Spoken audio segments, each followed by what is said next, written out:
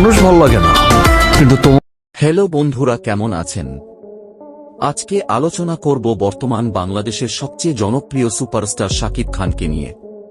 কিভাবে সিনেমা জগতে আসলো, কত টাকার মালিক, তার গাড়ি বাড়ি সবকিছু নিয়ে। তার আগে আপনারা যদি আমার চ্যানেলে নতুন হয়ে থাকেন তাহলে সাবস্ক্রাইব করে সাথে থাকুন। চলুন এবার ভিডিও শুরু করা যাক।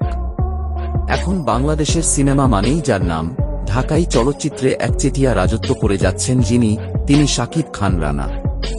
সেই সাধারণ মাসুদ রানা থেকে সুপারস্টার শাকিব খান হয়ে ওঠার পথটা সহজ ছিল না। নানা চড়াই-উতরাই পেরিয়ে আজ শাকিব রাজত্ব করছেন এই চলচ্চিত্র অঙ্গনে।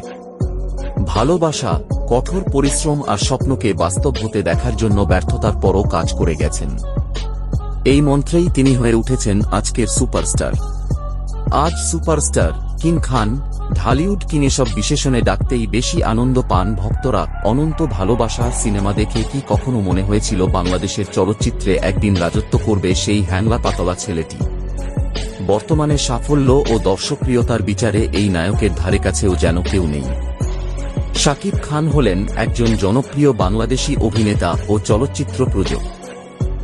তার প্রকৃত নাম মাসুদ রানা হলেও তিনি শাকিব খান নামে চলচ্চিত্রাঙ্গনে আবির্ভূত হন। সোহানুর রহমান সোহান পরিচালিত অনন্ত ভালোবাসা চলচ্চিত্রের মাধ্যমে তার অভিনয় জীবন শুরু করেন। অচিরেই শাকিব খান বাংলাদেশ চলচ্চিত্র ইতিহাসে সবচেয়ে সফল এবং সর্বোচ্চ পারিশ্রমিক অভিনেতা হিসেবে নিজেকে প্রতিষ্ঠিত করেন। শাকিব খান 28 মার্চ 1979 সালে ঢাকায় একটি মুসলিম পরিবারে জন্মগ্রহণ করেন। শাকিব খানের আদি নিবাস গোপালগঞ্জ জেলার মুকসুদপুরে। তার বাবার নাম আব্দুর রব এবং মাতার নাম নূরজাহান। তার পরিবারের অন্যান্য সদস্যরা হলেন এক বোন ও এক ভাই।